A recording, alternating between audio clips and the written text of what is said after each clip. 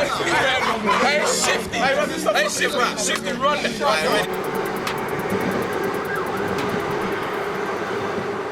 Everything was brand new, and I'm watching what's going on, and I'm thinking, you know what, something's happening here. And I was like, this is the next step. We have to be making our own music. All of us in our own parents' houses were practicing and learning how to make beats. It was just fun. I was just making beats for fun. This is independence, alright? We lived for pirate radio. We could wake up listening to pirate, go to sleep listening to pirate, go to school listening to pirate radio. Grafting, grounding, and I'll never forget where I'm from. Just break the rules. Just break every single rule and just make what you want to just suit yourself. That's when you become great, I believe. It can work, and it not only can work in London, it can work in any city in this country. Charged with the man, them still on look at the charts and see like what we're doing. We're up there with any other genre. Taking it to an international level. So it's crazy, man. Grime's the hot word. If a label can bring me something I cannot do myself, I'll consider it. But anything I feel like is within my potential, I'm not gonna give them the opportunity to just cash in on me because I don't need to. AJ from the days, never been a follower, young techie, and I'm in the field like on the mark, and I'm gonna break through the scene like Ottawa, paying things I don't wanna save like Hugo. When I first started writing bars, I was like 6. I used to get babysat by my godbrothers. I used to go to their house and I'll go in the bedroom. I used to just sit around and just observe what they're doing. They used to be writing bars and spitting bars. Then I used to go home on a sly and just write my own bars. And one time I just come around and they were spraying, I was like, yeah. Let me jump in. And they were like, what? Yes,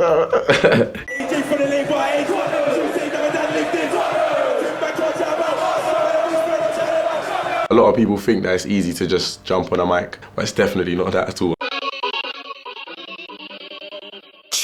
Different people write in different sets of bars. I was taught to write in 8s and 16s. Sometimes I write in 24s. 24 would be like a verse for an EP. One gorgeous, could be the champs, but her body looks flawless. So I had to come and say hi like my chorus. I ain't Aubrey, but my line blings, and I got teeth. You could call man a light Skinosaurus. Grime is obviously 140 BPM in general. Boy in the Corner, Dizzy Rascal, we had tons of different variations of BPMs. It can be slower or faster as long as it sounds like Grime. The instrumental defines what type of lyrics you're going to put on it.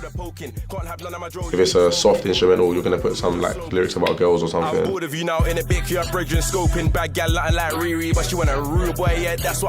Like an orchestra instrumental, talk about life. Look, I grab the mic and I mash up the decks. You're on Facebook poking your ex. I don't really care about fame, I'm nice. I just want to walk in room for my crepes. If it's an aggressive 808s, we'll just talk about, I don't know, man, bitches and alcohol and shit. BQ's talking about smoke. She up patterned up man's wifey. Couldn't give a fuck, she was scratching me up. I could tell that she liked me. Whatever the weather, innit?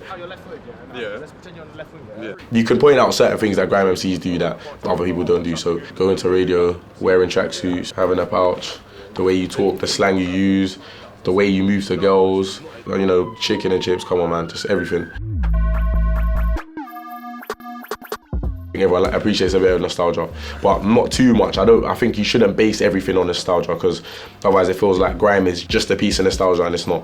So you need to show people like there's new stuff. That wasn't my idea, that was Dave's idea. He liked the beat, Rapid's Pied Piper beat. His brethren, 169, remade the beat. So yeah man, just a little blast from the past. Funky House is a perfect example of a genre that has like been popping and then it just kind of like fizzles out. Grime, it came about, it was popping, it lost some weight, it came back up. But now, this time when it come back up, like it's been up for ages, so I don't think it's going anywhere. It takes people like Stormzy, Novelist and Skepta, and even like Drake and them man to keep it in front of people. Because when it's always in front of you, it's just there. And if it's in front of you enough, it's just gonna stick. Up, down, left, right, straight to a bang in the teeth. That's it. America's like Grime, man. They're not just like following it because Drake said it's cool, like they're actually locked in.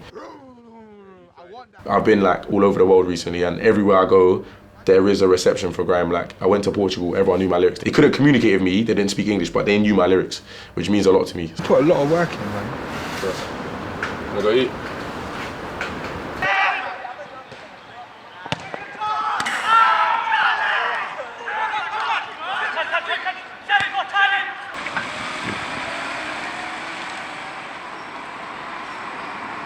We're one of the youngest crews in the industry. We just try to grind, you get me, to get to the top. I want some respect, you get me? Some respect from all the big boys in the game. Respect, you get me? All about worldwide. Shotting records worldwide so we can get in the P's still, you get me?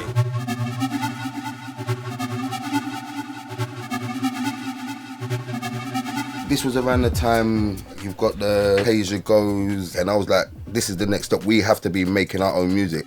So I just went to my mum and I said, I need these music programs. I just saw Ecstasy. He was like, yo, like, I've got this CD, you lot go and copy it. I was like, what is it? He goes, it's a music program, Fruity Loops. I think all of us in our own parents' houses were practicing and learning how to make beats. It was just fun. I was just making beats for fun. As the scene was growing, everything was brand new, and I'm watching what's going on, and I'm thinking, you know what, something's happening here. We had the bars, we had kind of the stage presence and the training for radio, we were doing sets. The next thing was to actually make money from what we were making and what we were doing. Hey, this one's called Extra, produced by my man here. You know what's good? Hey, Ross good. Listen up. Yo, now. So we used to speak to a couple of the older artists, and they were like, you have to bring it out on white label. So we used to go to Music House or JTS in Hackney, Music House in North London, and actually pay to get these tablets made. Our avenue for people to know that our music was out was through pirate radio. It was just like getting yourself heard. It was like people that we knew, like Wiley and stuff that are a bit older than us, were like, wow, that's something that is so close to us and we can do the same thing. So it was just such an influence in our lives. Yeah, I will find you. So far, somebody's not bro. But up in a tinted car, it's strange.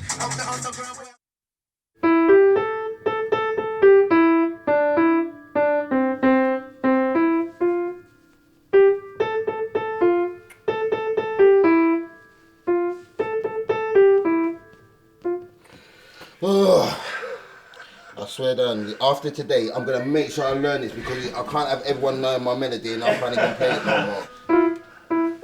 That's what happens when you make things at 3 in the morning. I remember I just sat there and I thought about life, I thought about everything good and bad that usually goes on within my day. And that was the result of it. That melody that comes in was the result of it. Every track that we used to get, we used to come together and say, okay, we're gonna vocal this one, vocal that one, but no one wanted to put nothing on it because we just knew it was that special. And we used to just go to radio and say, listen to this, and just play the track. It was a stigma for me. Some people are playing it, but no one wants to touch it. So I was thinking, alright, it's not good enough. It's an amazing that Stormzy actually done that and just took it around the world so everyone can hear how amazing X's track is.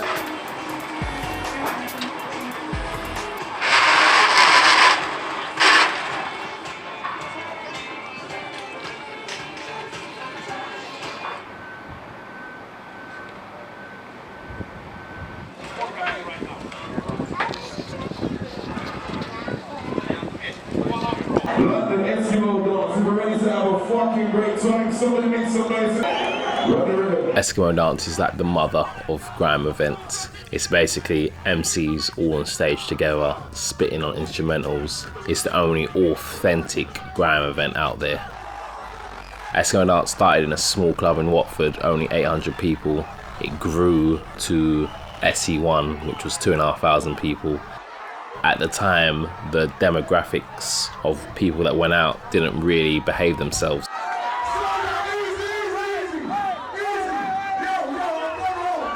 Bringing it back, the clubs were skeptical, police didn't want it to happen. Even some promoters were like, whoa, is this really gonna work? But we pushed it through and we proved that it can work, and it not only could work in London, it can work in any city in this country.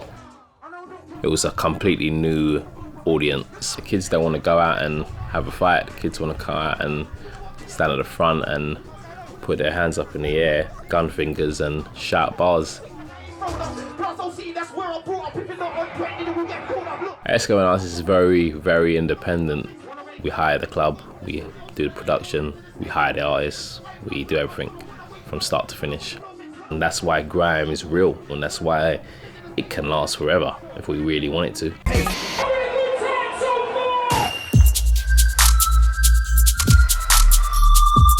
I'm seeing guys repping grime to the fullest, taking it to an international level. So it's crazy, man. It's speaking volumes right now. Grime's the hot word. A lot of artists now, they're going and trying to keep independent. They don't want to sign over their publishing, sign over all their tracks to a major. DIY, man, all the way. DIY, that's just good. Yeah. The proof's in the pudding. You've only just got to just go online and look at people's stats and, look at the charts and see what we're doing. We're up there with any other genre in this country in terms of selling records, in terms of YouTube views, in terms of Instagram followers or whatever the status may be. We're right up there or beyond. Just break the rules. Just break every single rule and just make what you want to just suit yourself. That's when you become great, I believe. The days are massive. We're on the pirate radio stations. We got our families, and that's about it. AJT won't let a thing slide. Cruising your block, bare things in a ride. Your man them weren't prepared for the war. Guys, watch for the send to the sky. Last Japan, he's that guy. Man don't float on a rhythm I fly. Then MCs weren't prepared for the dub plate rise. Watch for the sky.